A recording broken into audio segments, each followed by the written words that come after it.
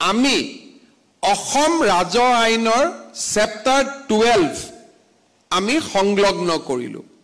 chapter 12 মানে কি যে ৰাজ্য চৰকাৰে যেতিয়া এটা মন্দিৰ নামঘৰ সাংস্কৃতিক প্ৰতীকক যেতিয়া আমি আইকনিক স্ট্ৰাকচাৰ বুলি ডিক্লেয়াৰ কৰিম তেতিয়া সেই আইকনিক স্ট্ৰাকচাৰটোৰ ভিতৰত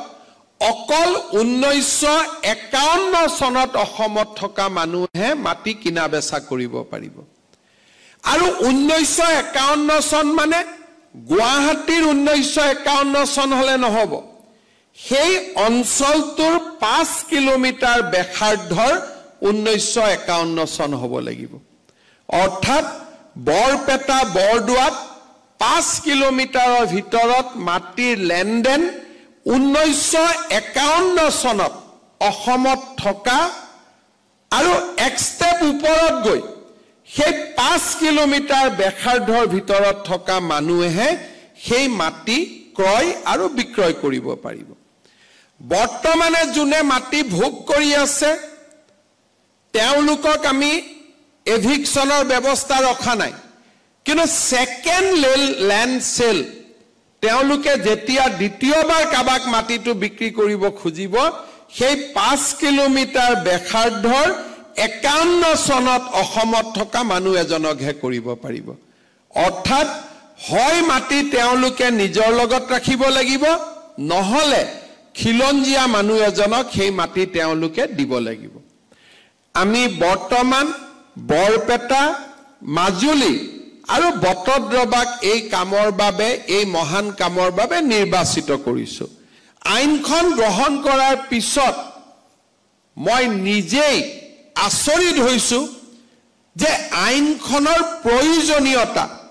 আইনখন লোৱাৰ আগত যিমান মই ভাবিছিলো আইনখন গ্ৰহণ কৰাৰ পিছত আইনখনৰ প্ৰয়োজনীয়তা মই আৰু বেছিকৈ কৰবাত নহয় কৰবাত অনুভৱ কৰিছো বৰপেটাৰ আয়ুক্তই ক'ব পাৰিব যে 5 কিলোমিটাৰৰ ভিতৰত যদি বৰপেটা সত্ৰৰ প্ৰতি আনুগত্য নথকা মানুহ সোমাই আহে তেতিয়ালে তাৰ ৰিজাল্ট কি হ'ব তাৰ ৰিজাল্ট সত্ৰৰ লগত 5 কিলোমিটাৰৰ ভিতৰত এটা মছজিদ হ'ব বা এটা মন্দিৰ হ'ব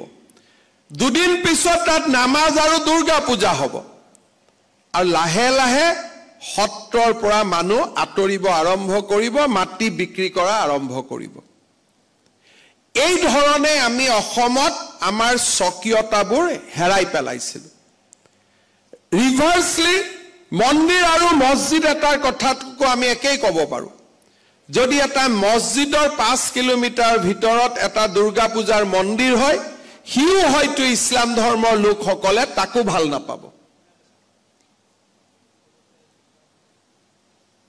এই